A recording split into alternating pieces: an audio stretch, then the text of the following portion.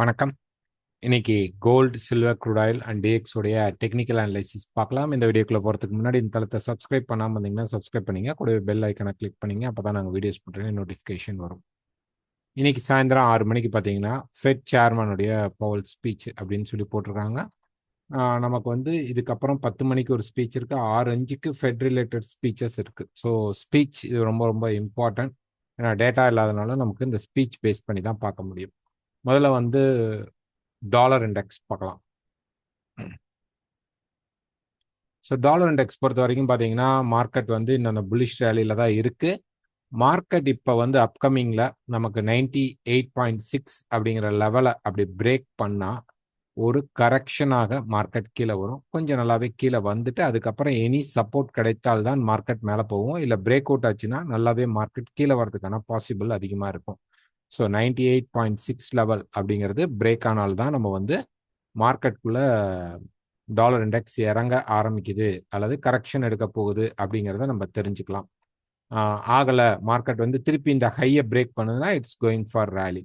Okay, so என்னதான் இருந்தாலும் மேலே இருக்கக்கூடிய இந்த 100.30ங்கிற லெவல் பிரேக் ஆனால் மட்டும்தான் நம்ம வந்து மார்க்கெட்டில் buy strong gold dollar index வந்து ஸ்ட்ராங் ஆகுதுன்னு அர்த்தம். அப்போதான் நம்ம கோல்டில் நல்ல ஒரு செல்லிங் மூமெண்ட்லாம் நமக்கு மார்க்கெட்டில் கிடைக்கும்.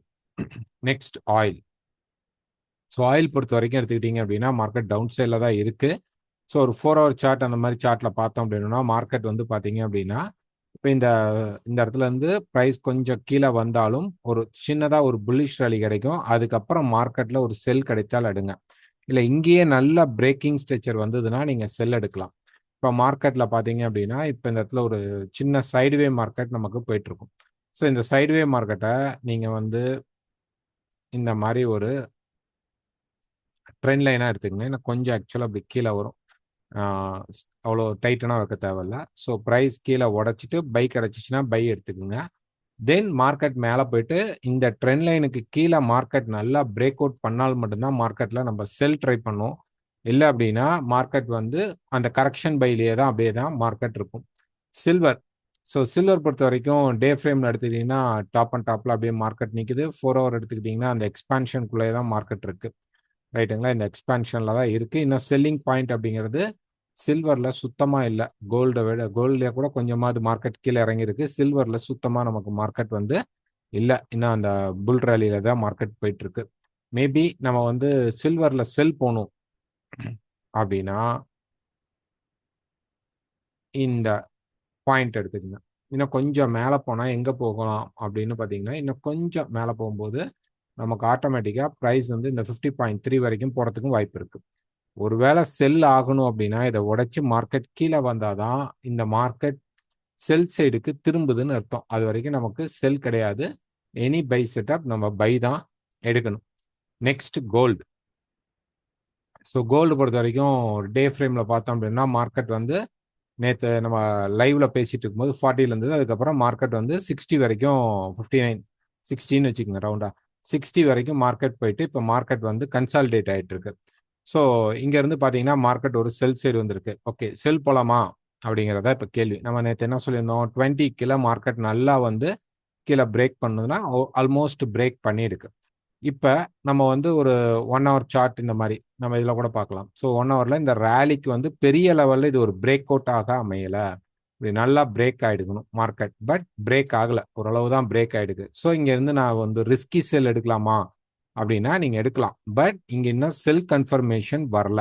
இப்போ நிறையா வந்து கால் பண்ணி மார்க்கெட் செல் ஆயிடுச்சா, நீங்கள் சொன்ன வேல்யூ வந்துடுச்சு அப்படின்னு கேட்கறதுனால இந்த வீடியோ போடுறோம்.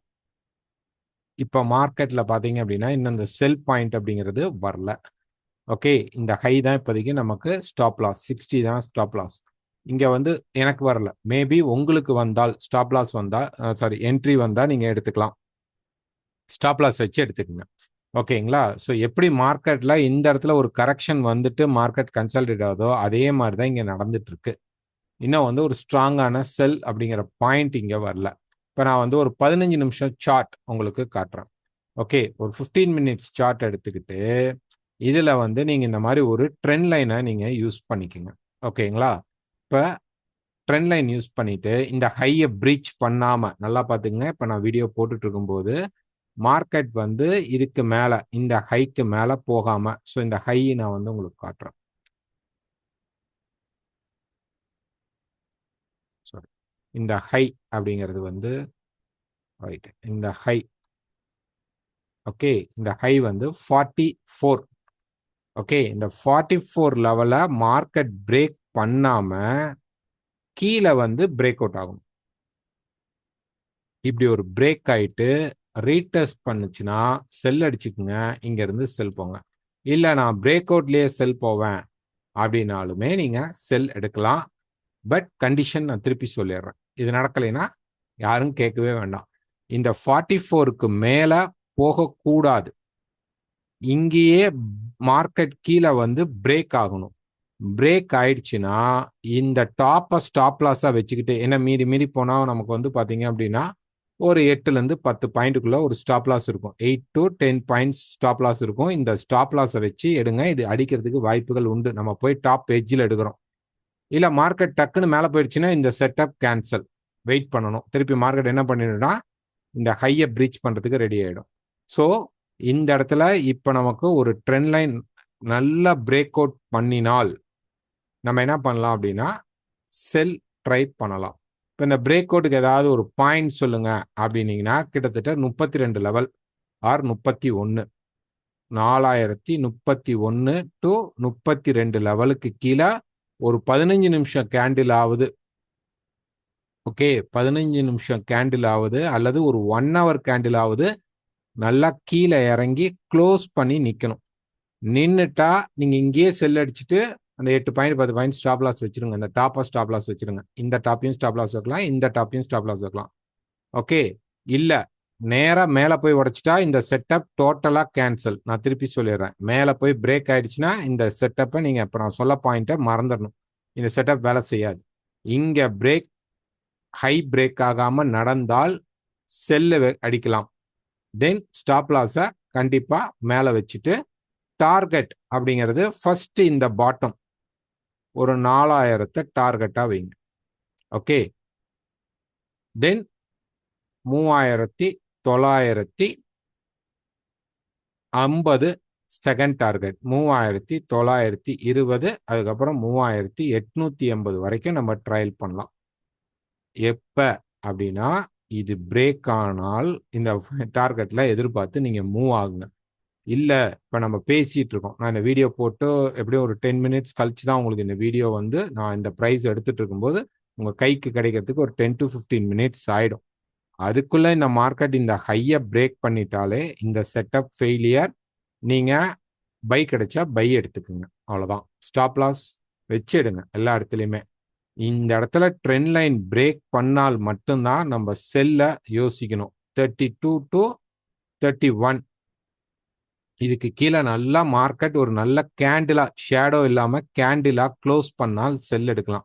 இல்ல அப்படின்னா பை தான். மார்க்கெட் இன்னும் செல்லுக்கு திரும்பல. இந்த ட்ரெண்ட் லைனா அதுக்கப்புறம் திருப்பி எப்போ உடைக்குதோ அப்போ நீங்க எடுங்க. இது நாங்க கொடுக்குற ஒரு சின்ன க்ளூ தான். இல்ல எனக்கு வந்து கிளீனா பை தாங்க சார் தெரியுதுன்னா தாராளமா பை போயிடுங்க. இல்ல எனக்கு செல் தெரியுது அப்படின்னாலும் இந்த செட்டப்ஸ்ல சேஞ்சஸ் வந்தாலும் எல்லாமே எடுங்க. Whatever it is stop loss வச்சு எடுங்க. இன்னைக்கு பெரிய டேட்டா கிடையாது, ஸ்பீச், அதனால 2 பக்கம் டக் டக்குன்னு மூவ்மெண்ட் ஆகும். ஸோ இதுலயும் ட்ராப்ல போய் மாட்டிக்காதீங்க. ஓகேங்களா? வேற அப்டேட் கிடைச்சிச்சு, இந்த இடத்துல செல் கிடைச்சி மூவ் ஆயிடுச்சுன்னா ஓகே. கிடைக்கல அப்படின்னா திருப்பி மார்க்கெட் லைஃப் டைம் ஹையே உடைச்சா கூட 60க்கு மேல போயிட்டு திருப்பி எனி செல் செட்டப் கிடைச்சால் அடுத்த வீடியோவோ அல்லது டெலகிராம்லயோ நான் சார்ட் போடுறேன், அதை நீங்க பாத்துக்குங்க. Okay, thank you.